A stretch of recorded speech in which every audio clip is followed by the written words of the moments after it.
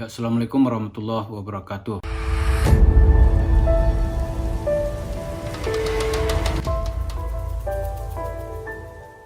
Pak pemirsa, ini ada persoalan yang mesti kita jawab. Isu Mansur itu kalau berbicara tentang dirinya, dia bilang, jangan gibahin aneh, nanti dosa saya antum ambil. Nah, sekarang bagaimana hukumnya ghibah di dalam Islam? Gitu. Dan menggibahin seseorang yang boleh itu yang mana? Gitu. Apakah menggibahi Isu Mansur itu kita berdosa atau mendapat pahala? Ini yang akan kita bahas dalam waktu yang pendek ini.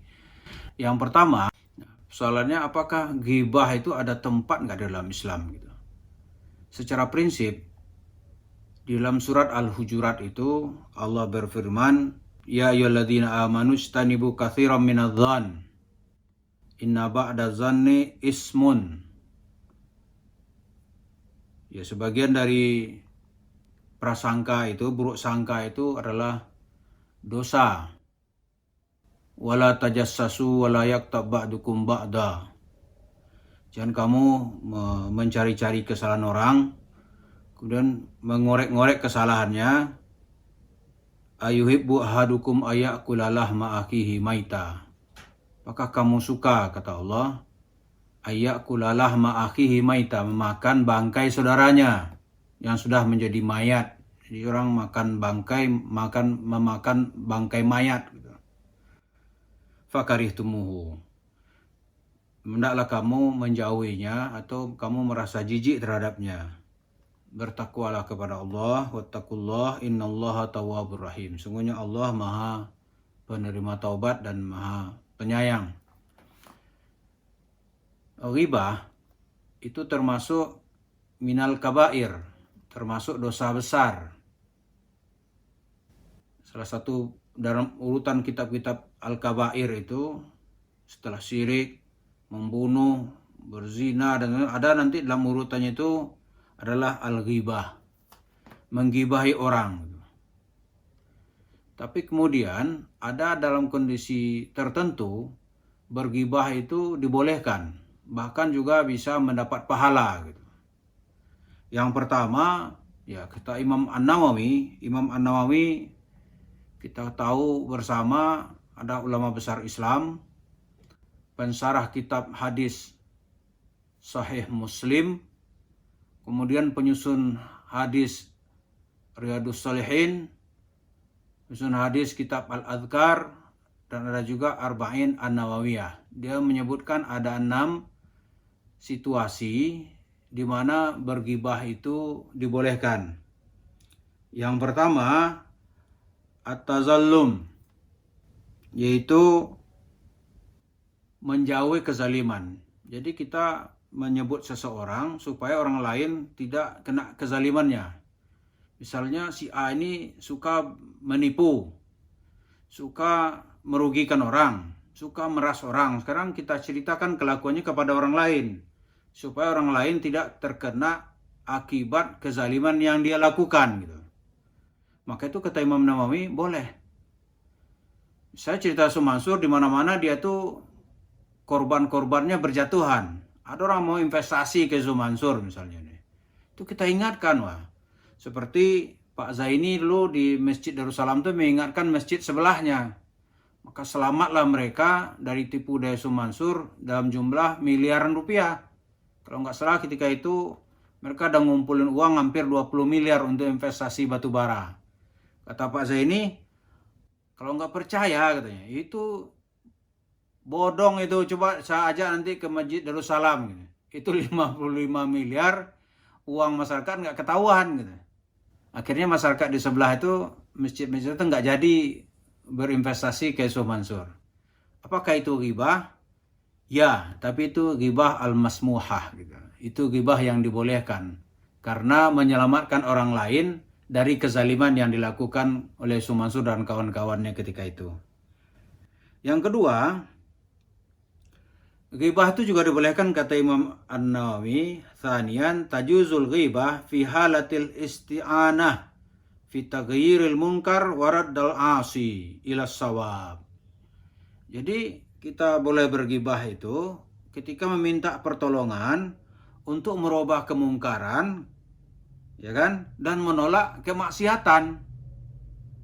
Itu boleh seseorang tuh menyampaikan. Jadi misalnya, katakanlah misalnya di desa kita, orang kita Pak RT-nya zalim gitu. Uang iuran warga nggak ketahuan itu nasibnya.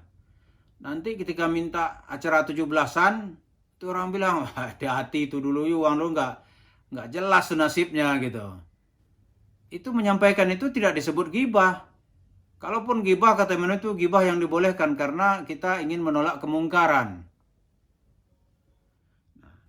Yang ketiga yang disebut juga minal halatil lati tajuzu fihal ghibah tajuzu fil istifta.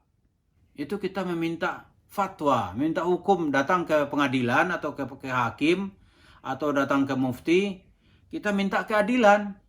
Karena misalnya seorang anak, ya katakanlah seorang anak itu minta keadilan hukum kepada hakim, dia tidak dibagi warisan oleh bapaknya. Apa kasusnya kita nggak tahu. Dia tanya, boleh nggak, benar nggak kelakuan orang tua saya ini misalnya. Nah, itu tidak termasuk ghibah karena dia al-istifta. Dia meminta keadilan hukum. Dia datang ke mufti, dia datang ke, katakanlah dia datang ke MUI, dia datang ke pengadilan, dia ingin meminta keadilan. Itu tidak dianggap sebagai ghibah. Meskipun nanti yang menzaliminya itu orang terdekatnya, bisa orang tuanya. Sebaliknya orang tua nanti mengajukan anaknya kepada pengadilan karena dalam kasus warisan misalnya. Itu tidak dianggap sebagai sebuah perbuatan ghibah. Boleh diselesaikan secara hukum. Yang keempat, itu disebut oleh kata Imam Nawawi, tahzirul muslimin minal wuku'i fi aisyarrin. Misalnya katanya, ka'ayyakulu fulan mubtadi'. Jadi memperingatkan kaum muslimin supaya tidak terjatuh ke dalam sesuatu yang menyakitkan atau sesuatu yang buruk. Kita ingatkan. Nah misalnya sekarang ini, di dalam masyarakat kita banyak yayasan, banyak orang menawarkan investasi. Kita tahu itu bodong gitu. Lantas kita ingatkan, oh itu tidak dianggap sebagai ghibah, itu malah menyelamatkan kaum muslimin. Jika kita sekarang kita ingatkan para jemaah kita atau masyarakat kita supaya jangan tertipu dua kali misalnya. Atau supaya tidak terjatuh lagi ke dalam kejahatan yang sama. Itu adalah ghibah yang disebutnya mendapat pahala. Nah lebih-lebih lagi dalam kehidupan bernegara sekarang ini. Ada politisi korup gitu. Terus bicara nama kerakyatan. Boleh nggak dibuka kelakuannya itu? Ya boleh. Supaya kayaknya tahzirul muslimin, ya kan? Minal wuku fi aisyarin. Supaya orang Islam kita ingatkan supaya tidak terjatuh ke dalam perbuatan yang jelek. Yang kelima, kata Imam Nawawi, tajuzu ghibah al-fasik allazi sahara bi fisqihi.